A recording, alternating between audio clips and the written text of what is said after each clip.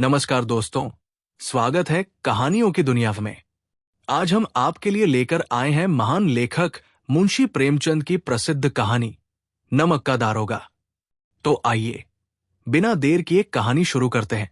जब नमक का नया विभाग बना और ईश्वर प्रदत्त वस्तु के व्यवहार करने का निषेध हो गया, तो लोग चोरी छिपे इसका व्यापार करने लगे। अनेक प्रकार के छल प्रपंचों का सूत्रपात हुआ। कोई घूस से काम निकालता था, कोई चालाकी से। अधिकारियों की पौबारत थी। पटवारियों और कानूंगों का सर्वोच्च पद छोड़ छोड़कर लोग इस विभाग की बरकंदाजी करने लगे। इसके दारोगा पद के लिए तो वकीलों का भी जी ललचाता था।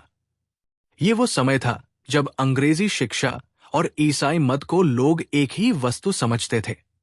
फारसी का प्रभाव था। प्रेम की कथाएं और श्रृंगार रस के काव्य पढ़कर फारसीदा लोग सर्वोच्च पदों पर नियुक्त हो जाया करते थे। मुंशी वंशीधर भी जलखेड़ा की विरहक था।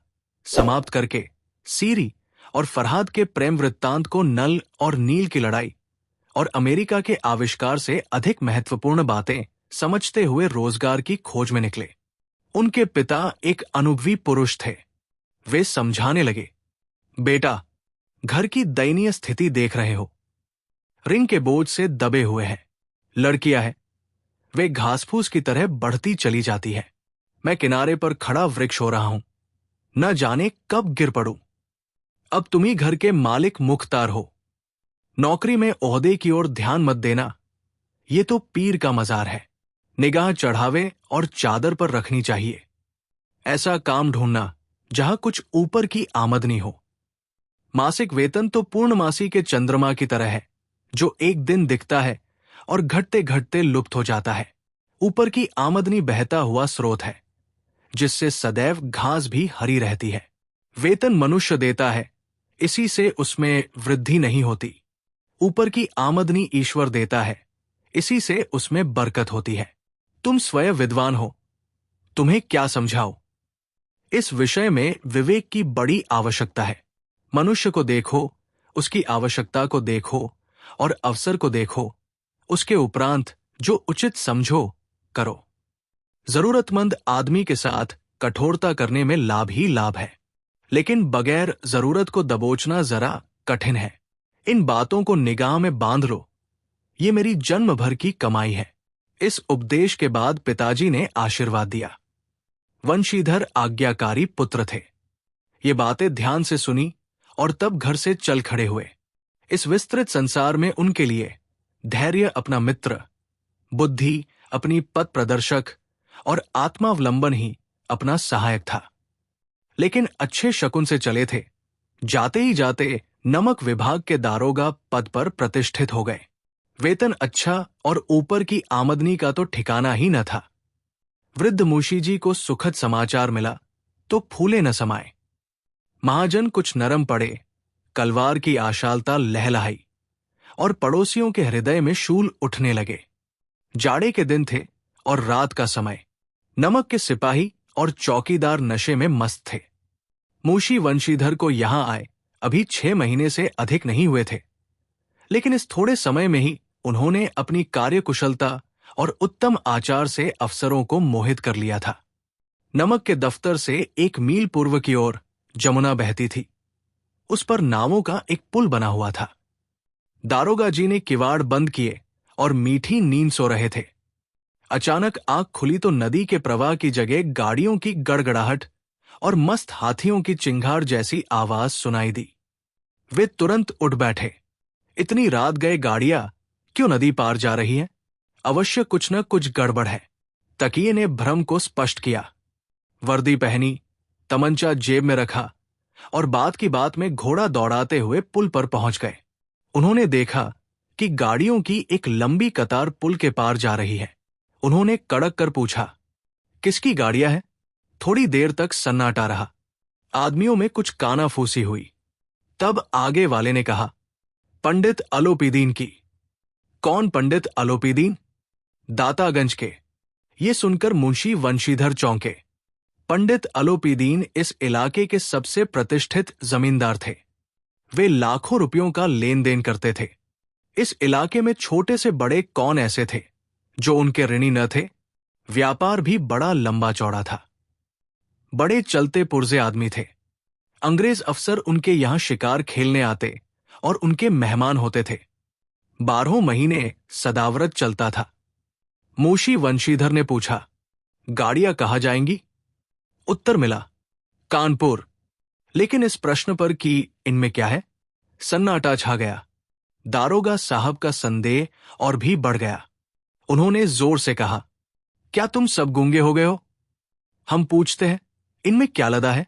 जब इस बार भी कोई उत्तर न मिला तो उन्होंने घोड़े को एक गाड़ी से मिलाया और बोरे को टटोला। संदेह दूर हो गया। ये तो नमक के डले हैं। पंडित अलोपीदीन अपने सजेधजे रथ पर सवार, कुछ सोते कुछ जागते चले आ रहे थे। अचानक कई गाड़ीवान घबराए हुए उनके पास आए और बोले, महाराज, दारोगा ने गाड़ियां रोक दी हैं और घाट पर खड़े आपको बुला रहे हैं। पंडित अलोपीदीन का धन पर अटूट विश्वास था। वे कहा करते थे कि संसार का तो कहना ही क्या, स्वर्ग में भी धन का ही राज्य है। वे निश्चिंत होकर बोले, चलिए हम आते हैं। ये कहकर पंडित जी ने बड़े इत्मीनान से पान के बीड़े लगाए। फिर लिहाफ ओढ़े हुए दारोगा के पास आकर बोले, बाबू साहब, आशीर्वाद। कहिए, हमसे ऐसा कौन सा अपराध हुआ कि गाड़ियां रोक दी गई? हम ब्राह्मणों पर तो आपकी कृपा दृष्टि रहनी चाहिए। मुंशी वंशीधर ने रुखाई से जवाब दिया, सरकारी हुक्म है। पंडित अलोपीदीन ने हंसकर कहा, हम सरकार के हुक्म को नहीं जानते और न सरकार को। हमारे सरकार तो आप ही है। हमारा और आपका तो घर का मामला है। हम कभी आपसे अलग हो सकते हैं? आपने व्यर्थ का कष्ट उठाया। ये कैसे हो सकता है कि हम इस घाट से जाए और घाट के देवता को भेंट न चढ़ाएं? हम तो स्वयं आपकी सेवा में ही आ रहे थे। लेकिन वंशीधर पर इन शब्दों का कोई प्रभाव नहीं पड़ा। ईमानदारी की नई उमंग थी। वे कड़क कर बोले, हम उन नमकहरामों में नहीं हैं जो कौड़ियों पर अपना ईमान बेचते फिरते हैं। आप इस समय गिरफ्त में हैं और आप पर मुकदमा चलेगा। अब मुझे अधिक बातें सुनने की फुर्सत नहीं है। जमादार बदलू सिंह, इनको गिरफ्तार कर लो। पंडित अलोपीदीन स्तंभित रह गए। गाड़ीवानों में हलचल मच गई। उनके जीवन में यह पहला अवसर था जब उन्हें ऐसी कठोर बात सुननी पड़ी। बदलू सिन्हा आगे बढ़ा, लेकिन पंडित जी का रोब देखकर हाथ डालने का साहस नहीं हुआ। पंडित जी को धर्म का धन से ऐसा अपमान पहले कभी नहीं सहना पड़ा था। उन्होंने सोचा, ये अभी अनुभवहीन लड़का है, मायामोह के जाल में अभी नहीं फंसा है, अलहड़ है, झिझकता है। बहुत दीन भाव से बोले, बाबू साहब, ऐसा न कीजिए। हम मिट जाएंगे, इस धूल में मिल जाएगी। हमारा अपमान करने से आपको क्या मिलेगा? हम किसी तरह भी आपसे अलग नहीं हैं। लेकिन वंशीधर ने कठोर स्वर में कहा, हम ऐसी बातें नहीं सुनना चाहते। अब पंडित अलोपीदीन को अपना सहारा डगमगाता नजर आने लगा। उनका स्वाभिमान और धन ऐश्वर्य बुरी तरह चोट खा गया। अब तक धन की शक्ति पर पूरा भरोसा था, लेकिन वंशीधर का अडिग आचरण देखकर उन्हें पहली बार डर लगा। वे अपने नौकरों से बोले, लाला जी, 1000 के नोट बाबू साहब को भेंट करो। वे इस समय भूखे शेर हो रहे हैं। लेकिन वंशीधर गरज कर बोले, 1000 नहीं, 1,00,000 भी मुझे सच्चे मार्ग से नहीं हटा सकते। धर्म की इस दृढ़ता और देव दुर्लभ त्याग पर पंडित जी बहुत झुझलाए। अब धन और धर्म में सीधी लड़ाई शुरू हो गई। पहले रकम 5,000 हुई, फिर 10, फिर 15, फिर 20,000 तक पहुंच गई। लेकिन धर्म की शक्ति इतनी महान थी कि धन के कितने ही आक्रमणों के बावजूद वंशीधर अटल और अडिग खड़े रहे। आखिरकार पंडित अलोपीदीन निराश होकर बोले, अब इससे अधिक मेरा साहस नहीं। आगे आपको अधिकार है। वंशीधर ने अपने जमादार को ललकारा। बदलू सिंह अपने मन में दारोगा जी को गालियां देता हुआ आगे बढ़ा। पंडित अलोपीदीन घबराकर 2-3 कदम पीछे हट गए और अत्यंत दीनता से बोले, बाबू साहब, ईश्वर के लिए मुझ पर दया कीजिए। मैं 25,000 पर निपटारा करने को तैयार हूं। वंशीधर ने जवाब दिया, असंभव। 30,000? किसी तरह संभव नहीं। क्या 40,000 भी नहीं? 40,000 नहीं, 40 लाख भी असंभव है। बदलू सिंह, इस आदमी को गिरफ्तार कर लो। अब मैं एक शब्द भी नहीं सुनना चाहता। धर्म ने धन को पैरों तले कुचल दिया। पंडित अलोपीदीन ने एक हटे-कटे आदमी को हथकड़ी लिए अपनी ओर आते देखा। चारों ओर निराशा और कातर दृष्टि से देखने लगे। इसके बाद मूर्छित होकर गिर पड़े। दुनिया सोती थी, पर दुनिया की जुबान जागती थी। सुबह होते ही जहां देखो वहां बालक वृद्ध, सभी के मुंह से यही बात सुनाई देती थी। जिससे भी मिलो, वही पंडित अलोपीदीन के इस व्यवहार पर टीका टिप्पणी कर रहा था। निंदा की बौछार हो रही थी, मानो संसार से अब पाप का अंत हो गया हो। पानी को दूध के नाम से बेचने वाले व्यापारी, झूठे सरकारी रिकॉर्ड भरने वाले अधिकारी, रेल में बिना टिकट सफर करने वाले बाबू लोग, जाली दस्तावेज बनाने वाले सिपाही और रिश्वतखोर अफसर, ये सब आज ईमानदारी के पक्ष में बहस कर रहे थे। दूसरे दिन पंडित अलोपीदीन अदालत में पेश किए गए। वे अपने किलेबंद महल से हाथों में हथकड़ी, हृदय में चिंता और क्षोभ लिए लज्जा से सिर झुकाए अदालत की ओर चले। सारे शहर में हलचल मच गई। शायद ही किसी ने इतनी भीड़ पहले देखी हो। लोग छतों और दीवारों पर भी चढ़े हुए थे, लेकिन अदालत में पहुंचने की देर थी। पंडित अलोपीदीन इस समाज के सबसे बड़े शेर थे। अधिकारियों के वे भक्त थे, अफसर उनके सेवक, वकील मुंशी उनके आज्ञापालक और अर्दली, चपरासी तथा चौकीदार तो उनके बिना दाम के गुलाम थे। उन्हें देखते ही लोग चारों तरफ से दौड़ पड़े। सभी लोग विस्मित थे। क्या यह सच है कि पंडित अलोपीदीन जैसे आदमी को पुलिस पकड़ कर ले आई? ऐसा व्यक्ति जिसके पास असीम संपत्ति और प्रभाव हो, क्या वो कानून के पंजे में आ सकता है? सभी लोग उनसे सहानुभूति जता रहे थे। बहुत तेजी से इस संकट को टालने के लिए वकीलों की सेना तैयार की गई। अब धर्म और धन के बीच घमासान युद्ध शुरू हुआ। वंशीधर चुपचाप खड़े थे। उनके पास सत्य के अलावा न कोई बल था, न कोई प्रभावशाली भाषा। गवाह थे, लेकिन वे लोभ से डगमगा गए। यहां तक कि मुंशी वंशीधर को भी लगने लगा कि न्याय उनके पक्ष में नहीं है। ये न्याय का दरबार था, लेकिन वहां पक्षपात का नशा छाया हुआ था। लेकिन जहां पक्षपात हो, वहां न्याय की कल्पना नहीं की जा सकती। मुकदमा बहुत जल्दी समाप्त हो गया। अंग्रेज मजिस्ट्रेट ने अपने फैसले में लिखा, पंडित अलोपीदीन के विरुद्ध दिए गए प्रमाण निराधार और भ्रमात्मक है। वे एक प्रतिष्ठित व्यक्ति है। ये कल्पना भी नहीं की जा सकती कि उन्होंने थोड़े लाभ के लिए ऐसा दुस्साहस किया हो। यद्यपि नमक के दरोगा मुंशी वंशीधर का अधिक दोष नहीं है, लेकिन ये खेद की बात है कि उनकी अज्ञानता और विचारहीनता के कारण एक सम्मानित व्यक्ति को कष्ट उठाना पड़ा।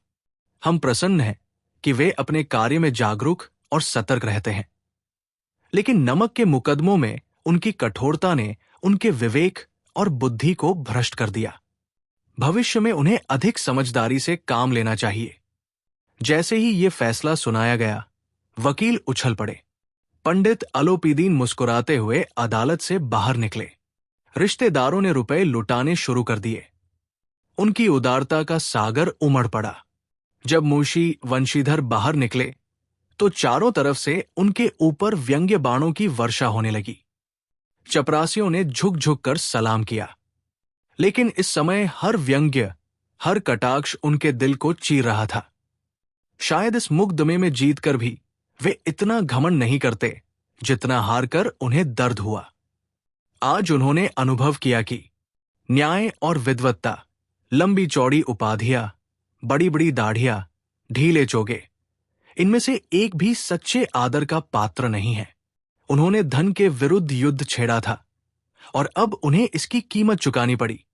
मुश्किल से एक सप्ताह बीता होगा कि उनकी नौकरी से मुअत्तली, सस्पेंशन का परवाना आ गया। कर्तव्य परायणता का ये इनाम मिला। बेचारे टूटा हुआ दिल लिए, शोक और खेद से व्यथित घर को लौट चले। घर पहुंचते ही उनके वृद्ध पिता क्रोध से फट पड़े। मैंने तुझे पहले ही समझाया था कि अक्ल से काम लेना चाहिए, लेकिन तूने एक न सुनी। हमारी तो दुर्गति हो गई। घर में चाहे अंधेरा रहे, लेकिन मंदिर में दीप जलाएगा। कितनी मूर्खता है। पढ़ाई लिखाई सब बेकार गई। वंशीधर की मां भी दुखी थी। उनकी तीर्थ यात्रा की कामनाएं मिट्टी में मिल गई। पत्नी ने कई दिनों तक सीधे मुंह बात तक नहीं की। कुछ दिनों बाद एक शाम वृद्ध मुंशी जी घर में बैठे राम नाम की माला जप रहे थे। अचानक एक सजीला रथ उनके दरवाजे पर आकर रुका। हरे गुलाबी पर्दे लगे हुए, पीतल के जड़े हुए बैल और साथ में कई नौकर चाकर। मुंशी जी दौड़कर देखने गए तो पंडित अलोपीदीन खड़े थे। वे झुककर प्रणाम करने लगे। हमारा सौभाग्य जो आपके चरण इस द्वार पर आए। आप हमारे पूज्य देवता हैं, हमें आपसे क्या छिपाना। पर बेटा वंशीधर बड़ा अभागा निकला। न जाने उसे क्या सूझी, लेकिन पंडित अलोपीदीन ने मुस्कुराते हुए कहा, भाई साहब ऐसा मत कहिए। वंशीधर ने सोचा कि वे उनका अपमान करने आए हैं, लेकिन पंडित जी ने प्यार भरे स्वर में कहा, ऐसे कितने धर्मपरायण व्यक्ति हैं जो धर्म के लिए अपना सब कुछ न्योछावर कर सके। दरोगा जी, इसे खुशामद मत समझिए। उस रात आपने मुझे गिरफ्तार किया था, लेकिन आज मैं अपनी मर्जी से आपकी गिरफ्त में आया हूं। पंडित जी ने एक मोहर लगा हुआ पत्र निकाला और कहा, इसे स्वीकार कीजिए और दस्तखत कर दीजिए। वंशीधर ने कागज पढ़ा तो उनकी आंखों में आंसू आ गए। पंडित अलोपीदीन ने उन्हें अपनी पूरी संपत्ति का प्रबंधक नियुक्त कर दिया था। वार्षिक वेतन 6,000 रुपए, अलग से खर्च, घोड़ा, बंगला और नौकर चाकर। वंशीधर ने कांपते हाथों से दस्तखत कर दिए। पंडित अलोपीदीन ने उन्हें गले से लगा लिया। इस प्रकार सत्य और ईमानदारी की जीत हुई। ये थी आज की कहानी नमक का दारोगा। अगर आपको ये कहानी पसंद आई तो हमारे चैनल कहानियों की दुनिया को लाइक, शेयर और सब्सक्राइब करना न भूलें। अगले वीडियो में फिर मिलते हैं। देखने के लिए धन्यवाद।